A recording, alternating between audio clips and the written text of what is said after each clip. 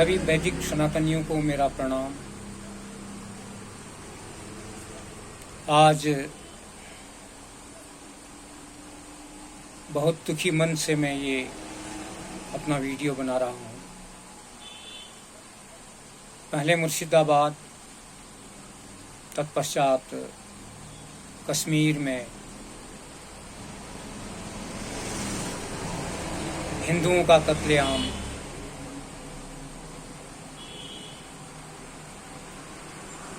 एक बात मुझे याद आई अभी।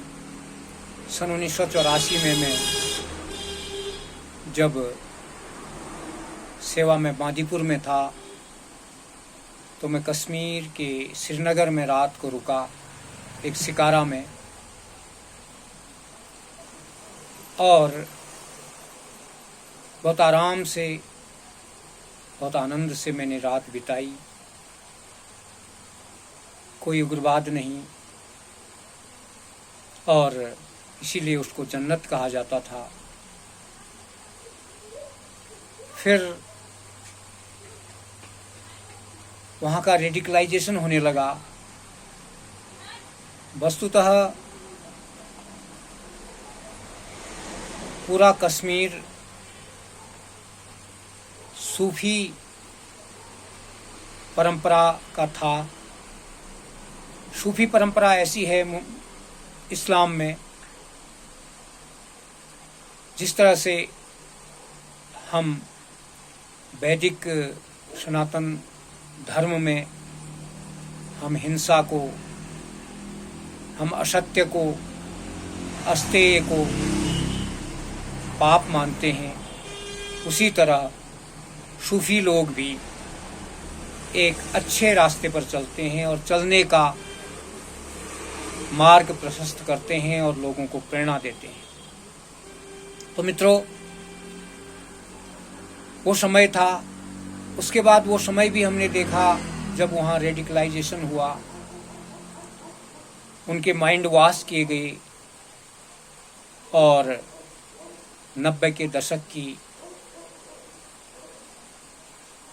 जो सत्य कथा है वो सबको ही पता है। लेकिन कश्मीर फाइल्स को जिन्होंने आज के समय में देखा, अखिलेश जैसे, केजरीवाल जैसे, ममता जैसे, उसको नकारते हैं। सत्य तुम्हारे सामने है, क्या नकारोगे तुम? आज जो नृशंस हत्या, एक एक को उसका धर्म पूछकर हत्या की गई, क्या ये मानवता है? क्या ये इंसानियत है? बड़े दुख की बात है कि हिंदू मरता रहा, अफगानिस्तान से मरता रहा, भागता रहा, मरता रहा। इसी में मुझे हमारे गुरु गोविंद सिंह जी के दो शहजादों की भी कहानी याद आती है। कितनी क्रूरतापूर्वक इन दहशतगर्दों ने, इन इस्लामिक कट्टरवादियों ने उनको जिंदा दीवार में चिन दिया होगा। इनके पास हृदय नहीं है, इनके पास कोई सहिष्णुता नहीं है, सरलता नहीं है। ये इनके लिए कोई शब्द नहीं है हमारे पास।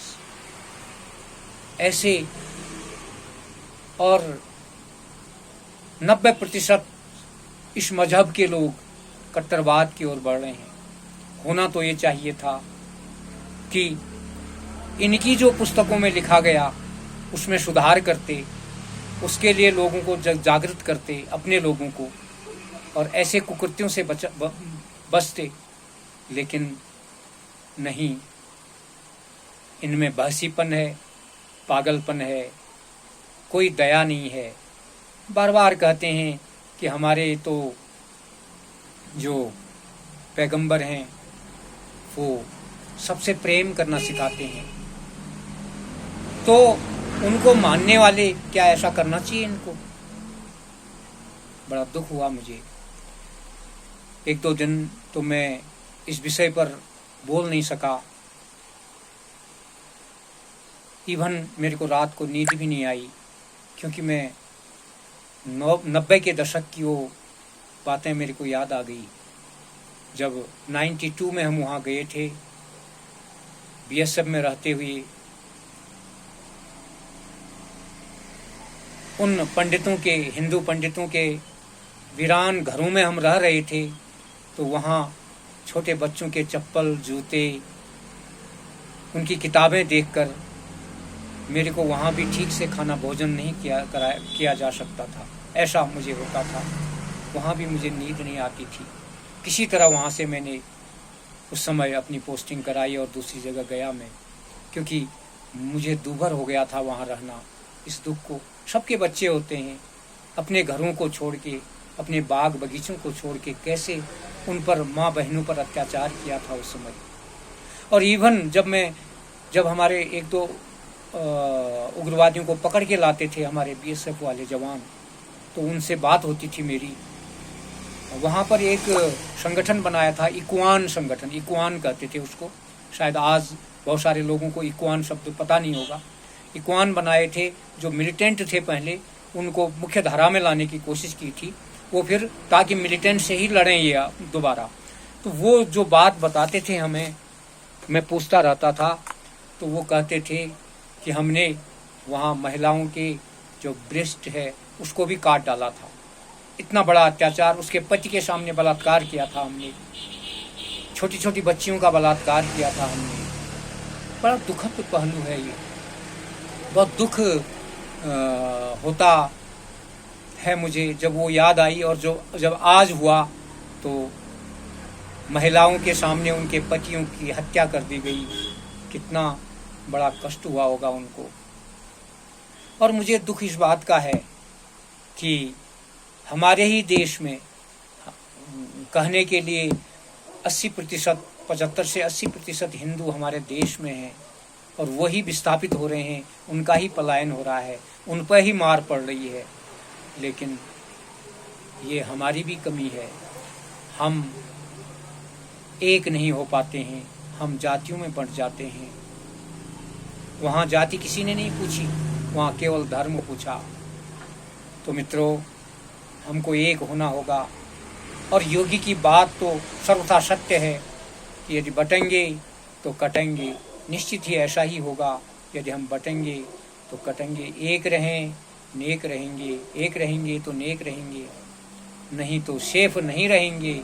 मित्रों, मैं यदि बात करूं इन विपक्षियों का, हमारे देश में ही गद्दार हैं ये, और हमारे जो हिंदू नेता हैं उनको यदि मैं तो सुनना भी नहीं चाहता हूं उनको।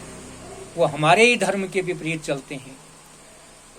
क्या 2014 फरवरी में मनमोहन सिंह सरकार द्वारा 123 सरकारी संपत्तियों को वक्फ के हवाले कर देना, वक्फ को दान दे देना, क्या ये ठीक था? क्या ये ठीक है कि वक्फ कानून का विरोध कर रहे हैं ये विपक्षी हमारे? इनको न ईमान है, इनका धर्म नहीं है। और मुझे तो लगता है कि भविष्य में, क्योंकि शरिया कानून आएगा, क्योंकि यही शरिया तो यही है कि दिन दहाड़े मार देते हैं। शरिया तो यही है। बंगाल की ममता बेगम, उसको होश नहीं है। हिंदुओं का कत्लेआम वहाँ भी हो रहा है, अत्याचार हो रहा है वहाँ भी। मैं एक बात बताऊं, मैं सिलचर की एक जगह की बात बताऊंगा, वहाँ भी रहा मैं। वहाँ पर एक जगह आती है लखीपुर। लखीपुर में 95% हिंदू थे। और ये बात 2003 की है। 2003 तक ये वहाँ पर हिंदुओं की आबादी घटकर 60% हो गई थी और इनकी 40% वहाँ पर हो गई थी। वो कहाँ से आई? वो बांग्लादेश से आए, बसाए गए सरकार कांग्रेस की, और बसाना शुरू किया उन्होंने। उनके वोटर आईडी बनाए, उनके लिए टिन शेड डाले। दूसरी घटना में धुबरी की बताता हूँ। धुबरी आदिवासी बहुल क्षेत्र था, बहुत ज़्यादा आदिवासी रहते थे। उनको भगाया वहाँ से, वो भाग गए, कुछ भाग गए, कुछ इनकी डर से भाग गए। और एक बांग्लादेशी को लाकर वहाँ टिन शेड डालकर वहाँ पर मैं वहाँ की बात बता रहा हूँ जहाँ पर बीएसएफ कैंप है, सेक्टर हेडक्वार्टर है, उसके बगल में देखो तो टिन शेड अभी भी मिलेंगे। टिन शेड लगाए हैं, बिठा दिया वहाँ। तो वहाँ की डेमोग्राफी ऐसे बदली कि आज तक वहाँ कोई हिंदू एमपी या एमएलए नहीं बन पाया वहाँ का, क्योंकि डेमोग्राफी बदल गई। सभी वो इस्लामिक हो गए, कट्टरता उनके अंदर, और वोट देना है तो उन्हें, चाहे मैं इसलिए कहता हूँ कि मोदी हो चाहे योगी हो, इनको हृदय को फाड़ के, छाती को फाड़ के अपना दिल भी दे देगा तो ये कभी योगी मोदी के नहीं होंगे, नहीं होंगे, नहीं होंगे। मैंने तो ये सारी चीज़ें देखी हैं अपनी आंखों से, डेमोग्राफी बदलते। फिर बंगाल की बात बताता हूँ मैं। बंगाल के लिए मैं मोदी सरकार से भी अत्यधिक नाराज़ हूँ। मैं बहुत बड़ा समर्थन करता हूँ मोदी जी का। मोदी जी के आने के बाद निश्चित ही उग्रवाद पर रोक लगी। जो शहर शहर उग्रवाद होता था, कांग्रेस के समय पर बम विस्फोट होते थे, उसको रोका। और कश्मीर में भी ज़्यादा नहीं हुआ, लेकिन ये जो पुलवामा अटैक और ये जो हुए, ये हृदय विदारक जरूर हैं, और इस पर मुझे आशा है कि मोदी जी एक्शन लेंगे। लेकिन ये हमारी भी गलती है कि हमने जिस व्यक्ति को 400 पार कराना था उसको हमने 340 में रोक दिया, 240 में रोक दिया उसको हमने। तो क्या हमसे उम्मीद होगी? हम हिंदुओं को समझना चाहिए। ये विपक्षी अखिलेश जैसे, ममता जैसे, राहुल जैसे, उस तरफ खड़गे जैसे, ये नहीं चाहेंगे कभी, क्योंकि इनको पूरा का पूरा वोट बैंक उनका चाहिए। हिंदुओं को बांटेंगे ये जातियों में, और हिंदुओं के भी वोट ले लेंगे ये, फिर हमारी वही स्थिति होगी। तो मित्रों, एक ऐसा व्यक्ति शासन में बैठा है तो उस व्यक्ति को हम 400 पार नहीं करा पाए, 300 पार नहीं करा पाए उस व्यक्ति को हम, ये हमारी भी गलती है। ऐसे ही बंगाल में तो जब तक राष्ट्रपति शासन